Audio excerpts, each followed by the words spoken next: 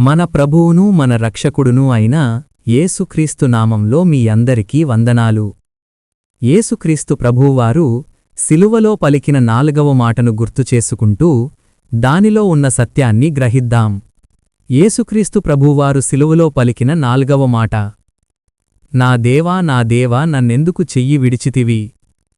మత్తయి 27:46. ఇంచుమించు 3 గంటలప్పుడు యేసు ఏలీ ఏలీ లామా సబక్తానీ అని బిగ్గరగా కేకవేశెను.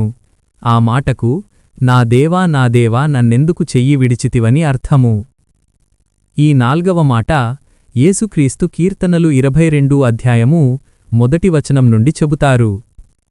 కీర్తనలు 22:1.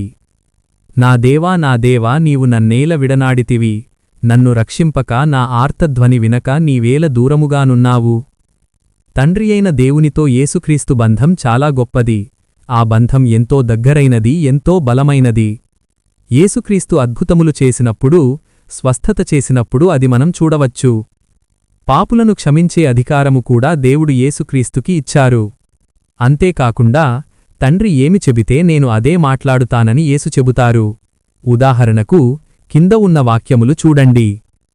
యోహాను 5:19. కాబట్టి యేసు వారికిట్లు ప్రత్యుత్తరమిచ్చెను: తండ్రి ఏది చెయ్యుట కుమారుడు చూచునో అదే కాని తనంతట తాను ఏదియూ చెయ్యనేరడు. ఆయన వేటిని చెయ్యునో వాటినే కుమారుడును అలాగే చెయ్యును. యోహాను 8:28.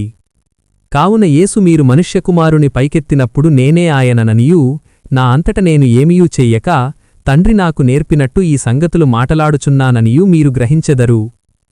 తండ్రి అయిన దేవునికి మనమీద ఉన్న గొప్ప ప్రేమను అర్థం చేసుకోవచ్చు. మనల్ని ఎంతగానో ప్రేమించిన దేవుడు ఆయన కుమారుడిని కూడా బలి అర్పణగా మన పాపక్షమాపణ కోసం ప్రసాదించారు.